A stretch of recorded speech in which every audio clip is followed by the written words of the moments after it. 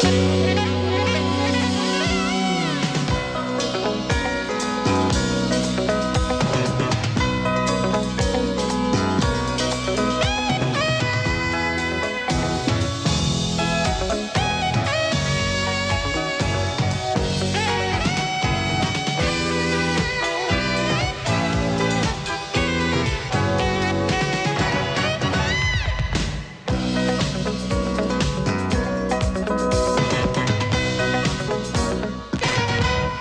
are here for the job, aren't you?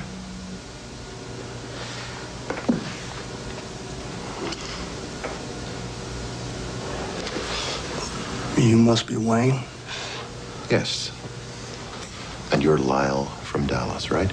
Nicolas Cage is broke and unemployed, a drifter in Wyoming, when he's mistaken for a professional killer in Red Rock West. And that's one of the new movies we'll be reviewing this week on Siskel and Ebert, along with pictures starring Martin Short, Charles Grodin, and the late River Phoenix. I'm Roger Ebert of the Chicago Sun-Times. And I'm Gene Siskel of the Chicago Tribune, and our first film is Red Rock West, and it's terrific. A complete surprise for me. I never heard of the brothers, John and Rick Dahl from Montana, who co-wrote it with John Dahl directing, but based on Red Rock West, and boy, I'm going to have a tough time saying that, they have big talent.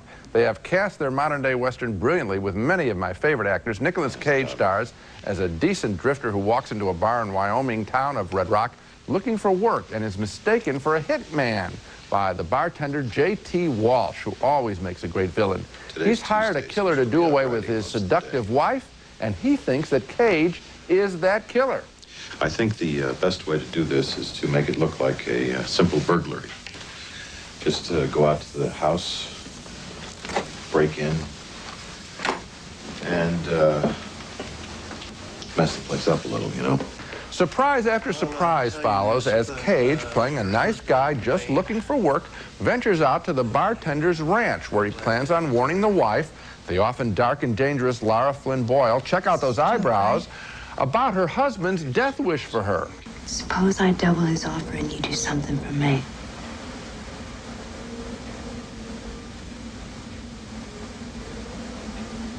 What do you have in mind?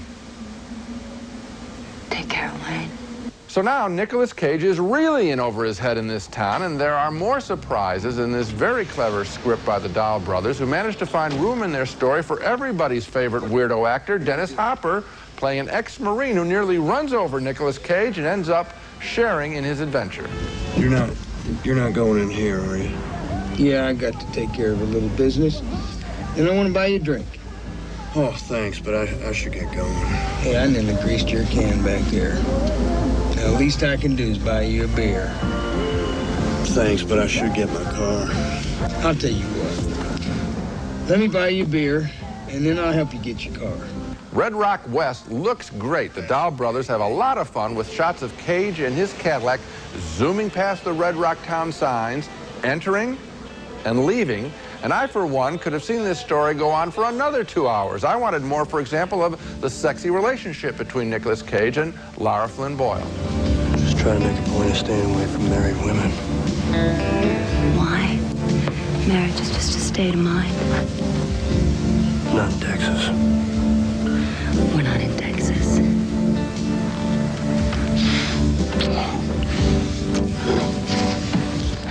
They're very good together. Red Rock West is not the Dahl brothers' first feature film, but it sure plays like one, with a sense of joy and discovery and the intent of making every single scene count. I was delighted with every plot twist and turn. The performances are first rate.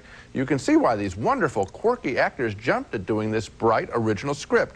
Red Rock West is the best new American film of the year that I've seen. I recommend it highly. Boy, I liked it a lot too, Gene. You know, it reminded me of another early film by two brothers, Blood Simple, by the Coen brothers. Absolutely. And in the way that the plot works, and you wisely didn't give away these surprises. But what's interesting is, this is a puzzle, and it goes together, and there are so many pieces, including pieces that we don't anticipate. Right. And it all fits, and we understand everything, and it all pays off, and it all works out in an interesting, unexpected way. And there's the delight of the fact that real emotions are going on here, and yet at the same time there's the artifice of this clockwork plot. And how about the casting? I mean, you couldn't have picked anybody better. They're all good matches. These aren't people, they don't have a huge star in them who's going to run away with the picture and demand to be likable. These are fine actors. Hopper finds he's played a million of these weirdo killers. This time he seems to have a rod up his back. He moves like this back and forth. He's an ex-Marine. And it gives him a real creepy physical presence. Okay, next movie. And our next movie is Clifford, with Martin Short playing a little boy who makes life hell for his uncle, played by Charles Grodin, and for the audience, including myself. The movie opens with completely pointless scenes set in the year 2050, with Short playing an elderly priest who remembers what a little brat he used to be. Then the movie flashes back to the present day, where Clifford is indeed seen as a little monster, and here Mary Steenburgen plays Grodin's fiancée, and Dabney Coleman is their boss. The kid zeroes in for the kill. Morning, Mr. Ellis. My, that's the bestest looking wig I've ever seen. Oh, no, that's not a wig. Please. You said it was a wig? No, You called it a rug, too. No, you misunderstood me, son. I never said you wore a wig, sir. Good. What are you looking at? No, you know. It's not a wig. I know that, sir. Come on. Kidding? Not a rug either. Let's don't worry about that. Right, don't worry about that. Because his fiancée suspects he doesn't love children, Grodin has to pretend that he does. But after Clifford sends his uncle to San Francisco on a wild goose chase, Grodin blows up. You're such a baby. You know, Clifford should be babysitting you. Oh, no, thanks. I prefer babysitters who aren't affiliated with the Manson family. Little Clifford wants his uncle to take him to a dinosaur theme park, and when the uncle doesn't, Clifford plays an endless series of sadistic jokes on him. Hi, Clifford. Hi, Uncle Martin. Have you seen Sarah? She was taken off to meet someone named Rowijny by a lady who looks like this. What makes her face look like that, Uncle Martin? That's what they call a facelift. What's a facelift? Oh. That's not child size. Sorry. I believe your drink is right there. Oh, thanks. It's a toast. We raised our glasses. First, to Parker Davis, the patriarch of the Davis family.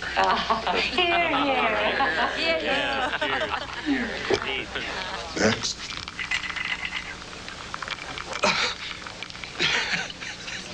Clifford is like a movie from Mars.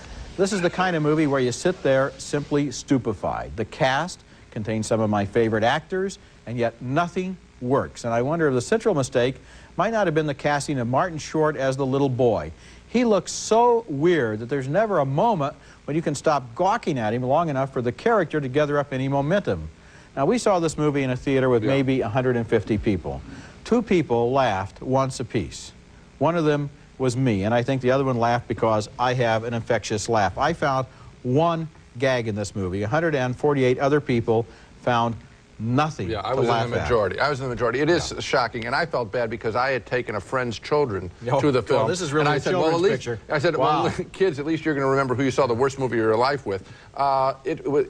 You're right. Martin Short, it looks like a wizened old little dwarf in the picture, and he's very unhappy. The character is unhappy, mean throughout. There isn't a likable person in here. There's no entry point for us to get involved in the story. When the payoff comes, when this kid who wants to be taken to the dinosaur world in Los Angeles... When it goes there, then you get these cheesy special effects. There's no payoff. You can even see the payoff not paying off while it's on the screen. You took kids to see this. This is the kind of movie where after kids see this, they should see The Good Son to cheer themselves up. Okay, that was about a killer, wasn't it? Yes. Okay, coming up next, 2 college roommates discover that one more does not necessarily mean a crowd when a pretty co-ed makes them a threesome. Co-ed dorm? What's the problem? It's co-ed within the buildings, not within the rooms. That's Lara Flynn Boyle again, this time as a college student with the name of Alex, who because of that name is mistakenly assigned to a room with 2 boys in a love triangle called Threesome. And I didn't care for this movie, even though it's trying to grapple with the tough subject of college-age kids trying to deal with their raging sexuality at a time when the adult world would prefer to see them cracking books at school. Here's the stilted standard would-be comic scene where the new boys meet their new roommate. No, we were here first. Besides, it's your fault. Why didn't you use Alexandria or whatever your full name is? Alex is my full name. Well, it sounds like a man's name to me. I think it's lovely.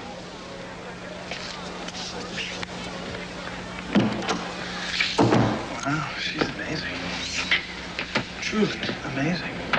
The issue between the boys is whether Eddie, Josh Charles, is gay, which makes his roommate, Stuart, Stephen Baldwin, nervous.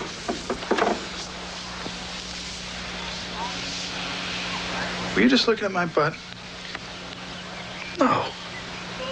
You weren't just looking at my butt. I know what you're talking about. Naturally, all three get together with the woman wanting the guy who maybe doesn't want her. It's all too cute. You have the hots for me, I have the hots for him, and sooner or later, he's gonna have the hots for you. Sounds pretty hot to me. I think Threesome is missing some of the very real pain of that situation. It doesn't snigger too much, just enough, however, to sugarcoat the material into palatable Hollywood fare.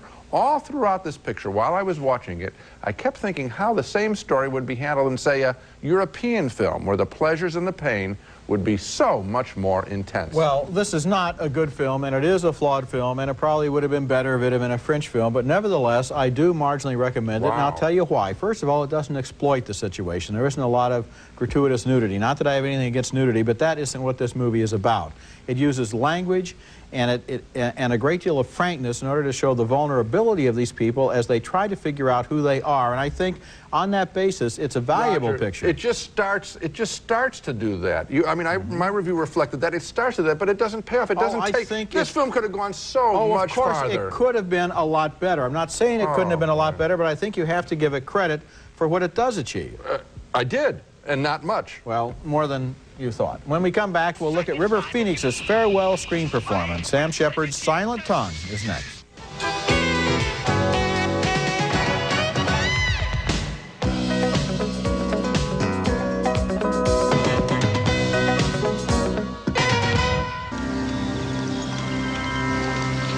A body.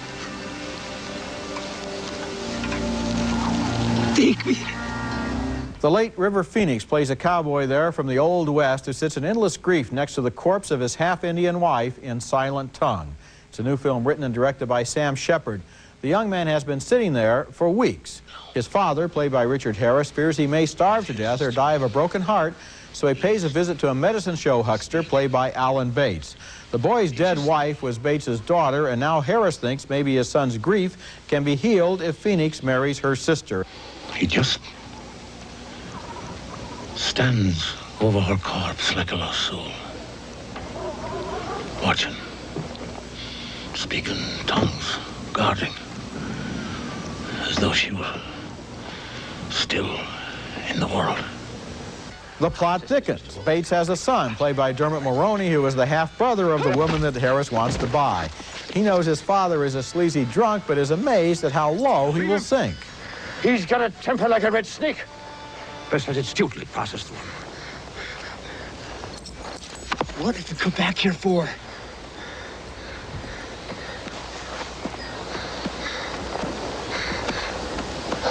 What are we all for sale now? There's a long final sequence in the movie that takes place partly in the spirit world, I guess, as Phoenix's wife comes back to life with all sorts of terrible supernatural repercussions.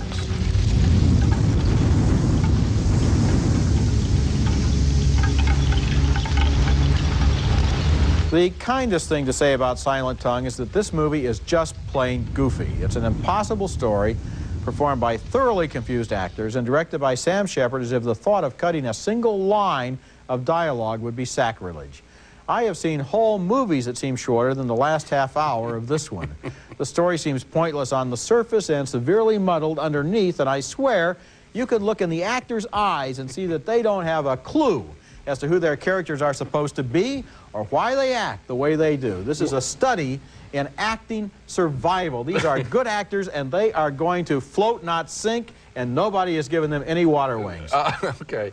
You know, I like the part where you said it's set in the supernatural world, I guess, yeah. Because I was guessing a lot in this picture. And, you know, I have a lot of pride. I don't like to, people may not know that film companies send out what they call press books, where they give sometimes a synopsis of stories. And I have a lot of pride. I don't like to look at those. I looked at this one. It's a mystifying picture. And, and if there were individual sections where I thought, you know, that's good, that's interesting. No, I couldn't find a single part of this picture that I liked. I didn't know why the story was told.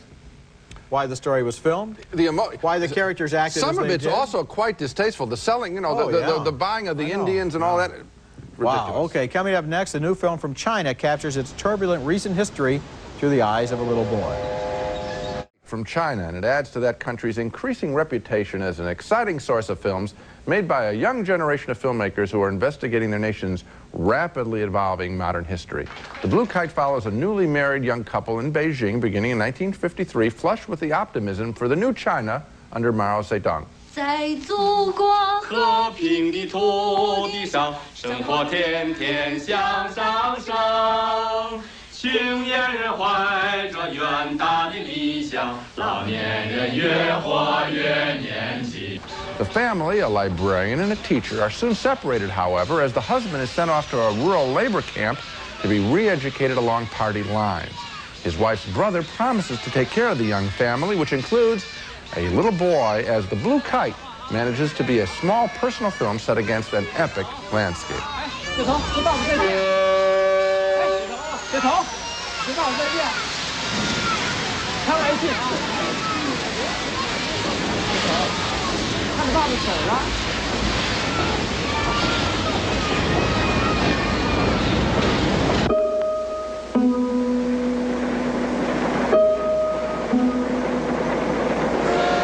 As the story moves into the late 60s and the time of the Cultural Revolution, the little boy is now a teenager and very much caught up in the political treachery of the times, as his mother is accused of crimes against the Communist Party.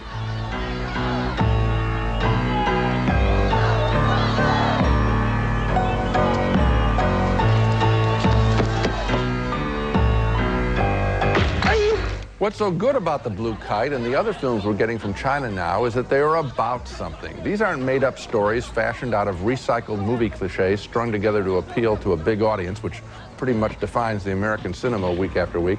No, these are personal stories directed out of a mixture of rage and pride at a nation's struggling attempt to right itself and join the modern world. It was a pleasure to see and live in the world of The Blue Kite. Boy, it sure was. And you know, like the Joy Luck Club, which is kind of a related story from the other side of the ocean, this seems like somebody telling you a story about their family. And you know about this courtyard and the people who live there and how their fortunes change over the years. And there were chilling moments. For example, one where they have a meeting at the library. They figure that somebody has to be politically incorrect because they have to give one name to the committee. And one of the characters goes out to the men's room. And when he comes back into the room, all the eyes are on him. And he realizes that in his absence, they voted that he could be the politically incorrect one, and it costs him his life. That is a chilling moment, and I have a feeling it might have come right from real life. There are many scenes like that, Roger, where you think that you are watching basically a documentary material, and it has been fashioned very well, and that energy. And, you know, it's hard to articulate the energy that you feel when someone's telling a true story. A true story, yes. It's a good movie. When we come back, my video pick of the week, Al Pacino and Sean Penn star in a crime story that I think deserves a second look. My video pick this week is Brian De Palma's crime thriller Carlito's Way, which got some negative reviews, including one from Gene when it was released last year, but now it's out on video, and I think it deserves a second look. The movie stars Al Pacino as a street-smart criminal who comes out of prison and dreams of getting enough money so he can go straight, marry his girlfriend, and escape to the Caribbean. I know how this dream ends, Charlie. It isn't in paradise. It ends with me carrying you into an emergency room. The movie contains an amazingly good performance, a supporting role by Sean Penn as Carlito's sleazy lawyer. Once I get Tony on the shore, there's a distinct possibility that he and his Goomba son have got some plans for me. Brian De Palma is one of the best directors alive when it comes to choreographing long action scenes without any dialogue. And in this movie, there is a deadly cat-and-mouse game in a train station that's virtuoso filmmaking. Carlito's Way, out on video, my pick of the week. And now let's take another look at the movies we reviewed this week. 2 big thumbs up for Red Rock West, with Nicolas Cage caught in a web of intrigue. The plot was manipulative and complex, but it all fit together, and it all paid off. A great film by the Dahl brothers. 2 thumbs down for the would-be comedy Clifford, which is so bad in so many unusual ways that it's headed for my list of the year's worst films. A split decision on Threesome, with the 3 college students exploring their emerging sexuality. Gene thought it didn't have enough real feeling, but I liked its frankness and its willingness to show young characters trying to figure out who they were and how they fit in. 2 thumbs down for Silent Tongue, the pretentious fable that mixes ancient Western legends with goofy melodrama, another candidate for the year's worst. And finally, 2 thumbs up for The Blue Kite and its courageous and fascinating portrait of a young boy growing up through the extreme twists and turns of recent Chinese history. So, The Blue Kite and Red Rock West, that one is, I think, a real discovery. I think it really is, and I know it's going to make its way slowly around the country. It doesn't have a big distributor behind it, but that's the one to look out for, Red Rock West. That's it for this week. Next week, we'll be back with Serial Mom, starring Kathleen Turner as a super mom who goes from cleaning up her house to cleaning up the neighborhood with a knife and a gun. And also, Cops and Robertson, starring Chevy Chase as a crime buff who complicates a stakeout led by Jack Palance. I'm sorry my son bit your neck and tried to suck your blood. It happens. That's next week, and until then, the balcony is closed.